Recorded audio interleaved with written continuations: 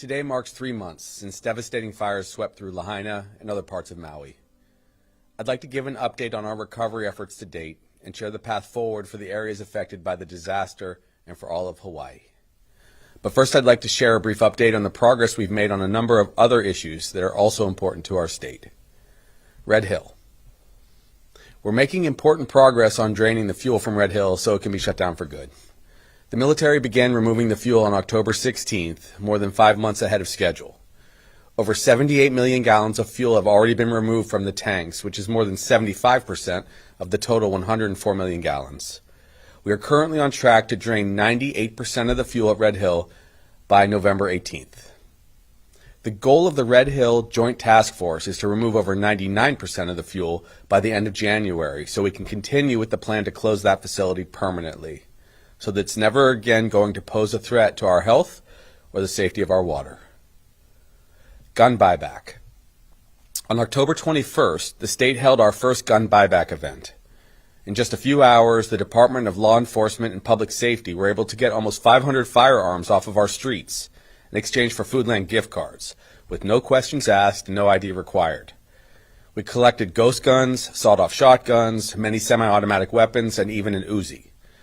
Our children and our communities are safer today because we took this direct action, and I've asked the directors of these departments to continue holding gun buyback events on a regular basis to get more guns off of our streets and protect our keiki from deadly violence.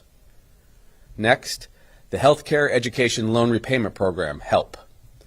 This fall, we also announced a groundbreaking loan repayment program to address the growing shortage of doctors and other healthcare professionals across Hawaii. Developed by JABSM, the Healthcare Association of Hawaii, State Department of Health, me, and funded by the Hawaii State Legislature, the HELP program will provide an unprecedented $30 million in education loan debt repayment to healthcare professionals who are licensed or otherwise certified to provide care to our patients in Hawaii.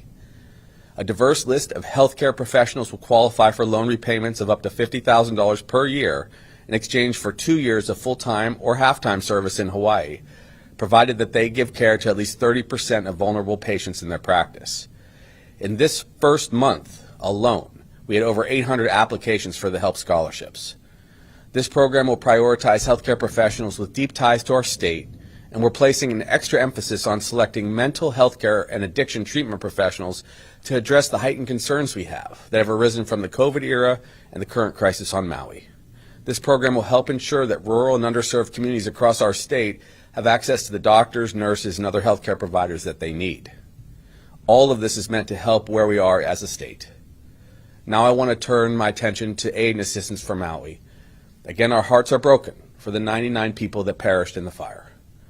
Over the last 90 days, the American Red Cross, HIEMA, and FEMA have relocated thousands of displaced families to dozens of hotels and hundreds of short-term rentals on Maui. In the 14 days that started this crisis, the coalition successfully housed over 8,000 displaced people and hotel employees into more than 2,400 units across some 40 properties.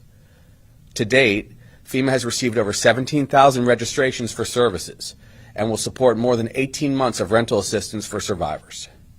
We've already dispersed over $120 million in housing assistance to those affected by the disaster, and they will receive another $130 million in state and federal aid in the coming months. These accommodations continue to provide meals, casework service, financial recovery resources, and other disaster relief assistance to those affected, and will provide housing, medical care, mental health services, and other needed support to displaced families for as long as it's necessary.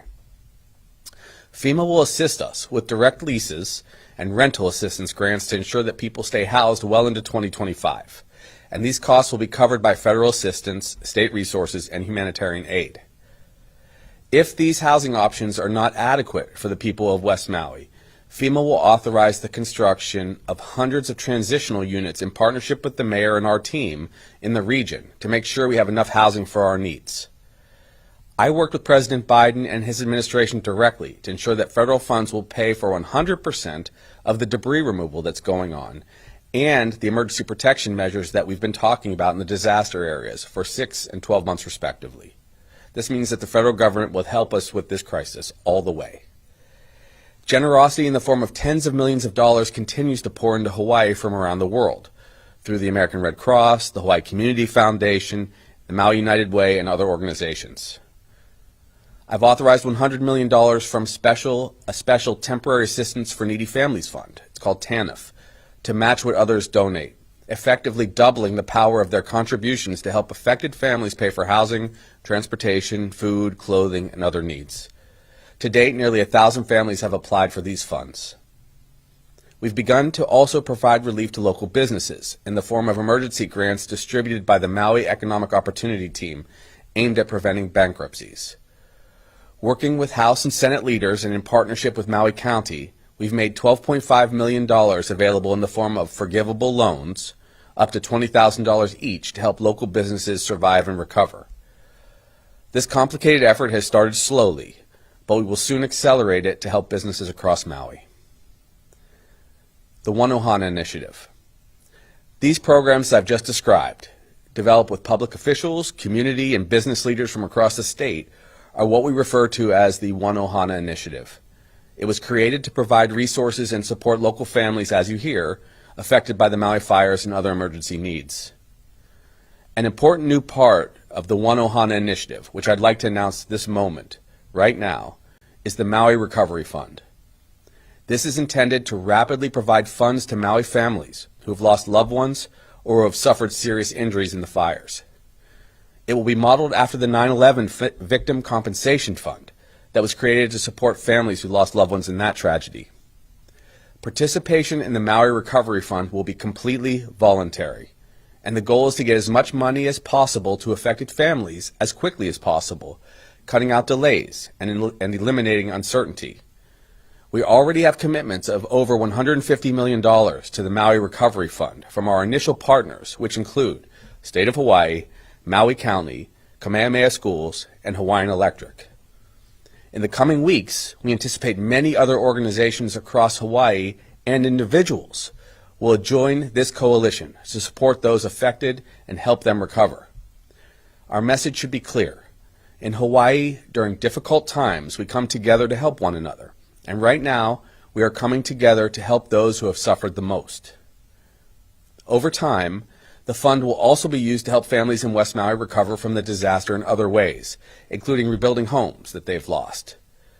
And in order to finance this next phase of the recovery effort, all options will be considered to supplement charitable giving, including securitization plans that are in the interest of all of Hawaii. To protect customers from significant increases in their energy bills as a result of the fire, a comprehensive legislative package will be submitted to protect consumers while allowing for fund generation going forward, to improve and harden the grid, to address the impacts of climate change, and establish a program to provide coverage for future catastrophic events, and to keep homeowners insurance available and affordable for all of us. All of these actions will be taken to better protect Hawaii from fire risks going forward. In the coming weeks, we'll be holding meetings on Maui with potentially eligible individuals and their families and their advisors in this phase of the recovery to listen to their concerns and to make more details about the fund available, including information on eligibility, expected availability of payments, and other aspects of the fund. Finally, our road to recovery. The state has received assurances of continued federal support and investment to help Maui recover and rebuild, and will support and care for those affected by this disaster for as long as it takes.